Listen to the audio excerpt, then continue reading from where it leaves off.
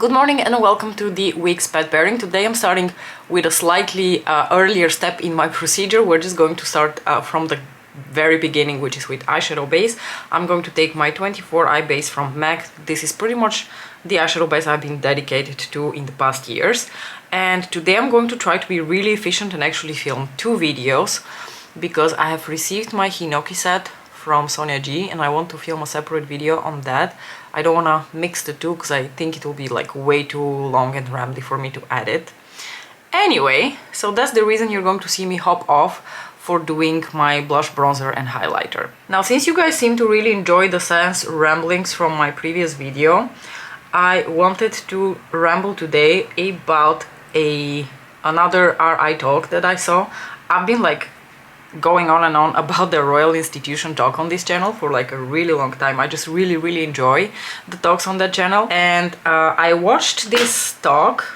I'm taking, by the way, now my L'Oreal Brow Artist Plumper. I actually watched the talk, which I think was recorded during the pandemic because it was not in-house in the Royal Institution like hall where they usually give the talks. It was via Zoom. But it was about cancer and evolution, and for those of you who don't know, I actually did my PhD in hematological cancers. I studied a gene that is mutated in acute myeloid leukemia, so I have a lot of interest in cancer. And the thing is, I kind of left the field in 2015 when I finished my PhD, and as I mentioned last time, I'm now working in a different research field. I work in ciliopathies, which is a completely different type of disease and a completely different type of context. So I have missed a lot of like the new developments in cancer. And when I was leaving, one of the biggest things that was up and coming was clonal evolution of cancer cells. I can tell you what the highlights of that talk were for me, also in the context of what I have studied. I'm taking Glow Labs by Auric now, but you can go and watch it and like make your own conclusions and admire the whole, talk yourself, because it's an hour long and then there's 20 minutes of Q&A. Basically, the way we've always thought about cancer and about disease in general is that there is normal and there is not normal. So you have normal cell and you have a cancerous cell, and there is a very like clear-cut distinction between that. And the thing is, as technology has progressed, especially in terms of sequencing DNAs and looking at the genome, like the whole genome of normal versus cancer cells, we have come to find out that things are not as black and white and the lines are very blurred. And I have to say, that's not only the case for cancer, the case is also for a lot of other diseases. For example, when we study the dysfunction of the cilium, the little organelle, the little antenna of the cell that we study, when something goes wrong there, you get syndromic disease, which can affect one or multiple organs. And the ironic thing is that sometimes you'll have the same gene, the same mutation even, and then one patient will have only retinal degeneration and another patient will only have kidney, and then another one will have kidney, retina and brain involvement, and we don't know why. We still do not know. We don't understand how that works. Obviously, there are other contributors aside from the genetic mutations. Maybe there are other genetic mutations, there are other modifiers, the environment within which the cell exists, which is one of the highlights of the cancer talk. So when I was leaving the field, it was becoming clear that you don't have like normal cell which acquires a mutation or two and then it becomes a certain type of cancer cell. I'm taking my Clarins Instant Concealer now. You have a cancer cell which has acquired mutations which give it advantage, which give it the advantage to multiply faster, to be able to bypass certain mechanisms for cell death because its DNA is damaged. A variety of things are being bypassed. And one of the things also she mentioned in her talk is that you can view the whole organism and like multicellular organisms as like a society, and cancer cells are a little bit the renegades. My personal, metaphor that I would give is cancer cells are like the rebellious pubers that go rogue and, just want to do whatever they want. They want to live their best life without giving much deep thought to the consequences. So as we were looking more and more deeply into blood cancers, because blood cancers are very accessible in the sense that you just have to take blood in order to look at the different types of like cancer cells that are in there, because it turns out that you don't just have one cancer type of cell and normal cells. No, you have a cancer cell which has acquired mutations. It has evolved into a variety of different things, and you get this tree with like branchings out, and some clones will have advantage over others and might eventually take over. But generally speaking, the cancer is a mosaic of different types of cancer cells, which is one of the reasons each individual cancer from each individual patient is just not quite like the others, and they're so difficult to treat because it's not a magic bullet against one specific mutation. You have to somehow target all of them. Anyway, just to make things more complicated for you, I'm going to switch topics now. We're going to talk about a new foundation that I picked up. This is the Nars Light Reflecting Foundation. And I needed a foundation like I need a hole in the head, and I had made a agreement with myself that I will not buy another foundation unless I have finished the Estee Lauder Double Wear Nude. But because I've made really good progress on the Double Wear Nude, I'm like somewhere down to here, and I have all the good hopes that I will finish this foundation by the end of the year. I decided to loosen my rules and try this foundation. I was very intrigued by the positive reviews that it has been getting, and they're marketing it as like a hybrid between makeup and foundation, and I just fell for the hype. I bought the shade Deauville. This is the first time that I'm actually trying a Nars foundation, so this shade is a really good match for me. As you will see, I tried the foundation yesterday. I'm going to give it a good shake because yesterday I did not give it a good shake, and I think you're supposed to give it a really good shake before you use it. The foundation is really good. It's one of those like more liquid type of formulas, so it's very reminiscent of most of the other foundations in my collection that I really love. The Estee Lauder Double Wear Nude, the Dior Backstage, the MAC Studio Water Weight. It's just one of those really lovely light to medium coverage foundations. Very blendable, looks very natural on the skin. And what surprises me a lot about the reviews I've seen on this foundation, a lot of people call this a dewy foundation, so a foundation that has a more luminous finish to it. And yesterday when I put it on, I actually thought the foundation had like more of like a demi-matte satin sort of finish, so still a very natural, very beautiful finish, but by no means was that to me a luminous finish. I think the Double Wear Nude has a more luminous finish than this. So that will tell you how different experiences can be with foundation depending on your personal expectations. I think this is a gorgeous formula. Look how beautifully it blended out. Let me zoom in a bit. I think it does a good job at like slightly blurring pores, which cannot be said about all the foundations in this category that I have. I think the Double Wear Nude is maybe a little bit less efficient in that. Overall, a really nice finish foundation, a really beautiful, it sits beautifully on the skin. I understand why people like it, but I don't understand why people make it to be something more special than what we've already seen on the market in that same category. So I will, you know, use this foundation and really enjoy it, and maybe as I use it more and I compare it more to the other foundations in my collection, I will be able to really tell that it is, you know, better than those other foundations. But as far as I can tell, this is actually extremely similar in terms of every, you know, characteristic that I can think of to the Dior Backstage foundation.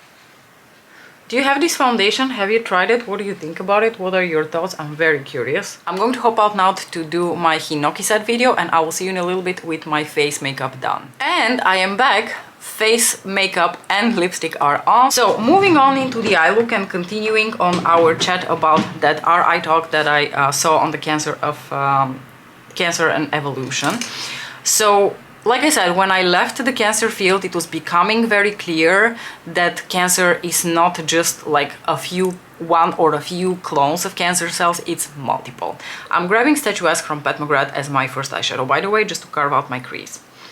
And as it turns out, we have come even a step further in that direction, because one of the figures she showed in that talk was very remarkable to me. So scientists from the UK Cancer Institute took samples from healthy people, healthy controls, and they, I think, took samples also from skin that was the least likely to be exposed to UV, and UV is a known carcinogen. And then they basically took like little snippets of skin from like close to each other, but not the same spot.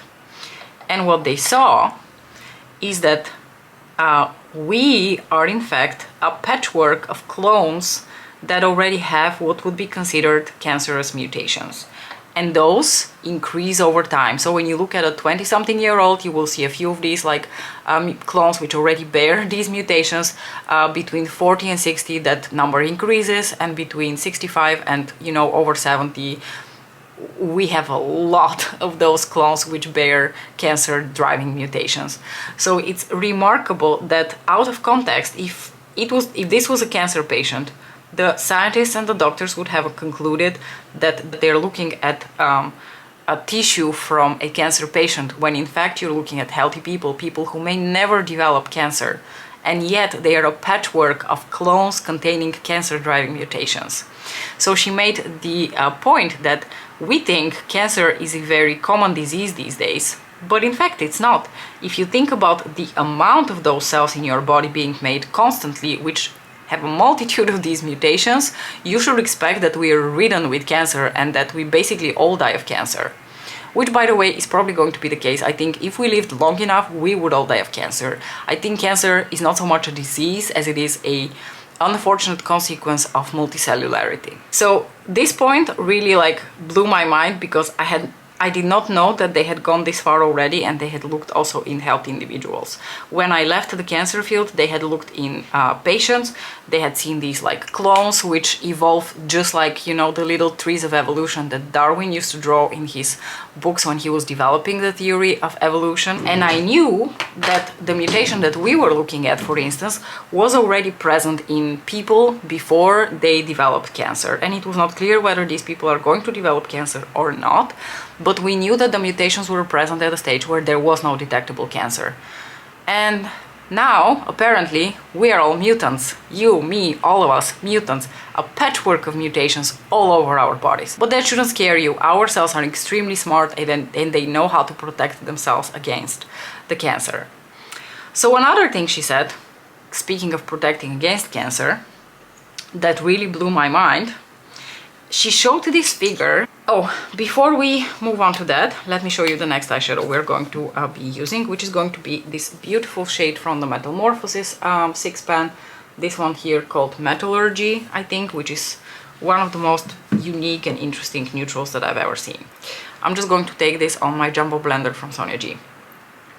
So she showed this graph where she said that the incidence of cancer obviously increases with age, and there are many reasons for that.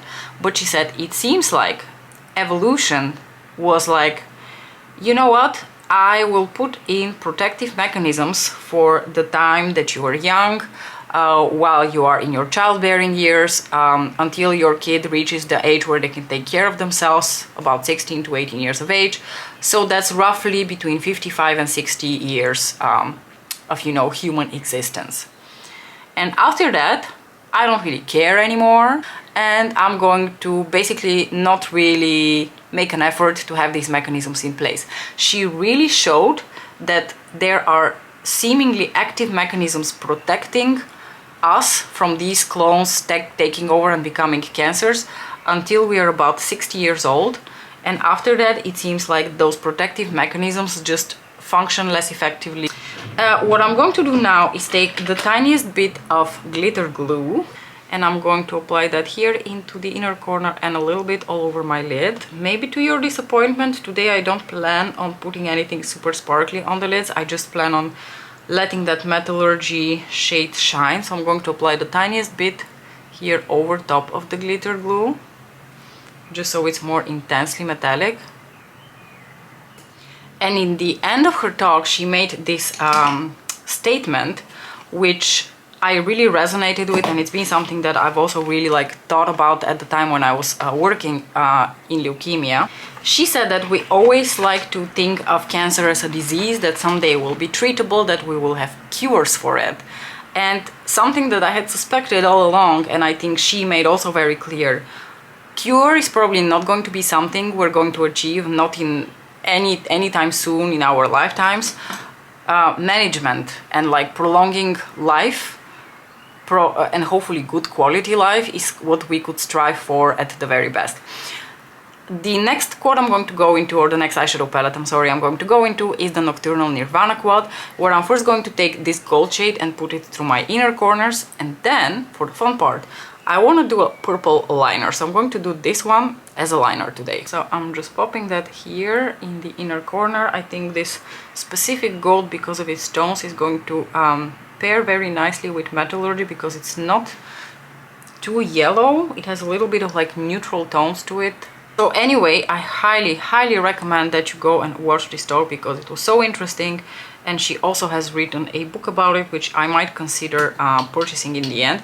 By the way, if you're ever interested in a book about cancer, I cannot recommend to you more The Emperor of All Maladies by Siddhartha Mukherjee. It is the most riveting biography of cancer that you would ever imagine. And if you were ever curious about the genetic era, I would highly recommend his other book, which is called The Gene. So I'm just taking a little angled wing liner brush and going into the purple shade, and I'm going to start applying it here as a wing.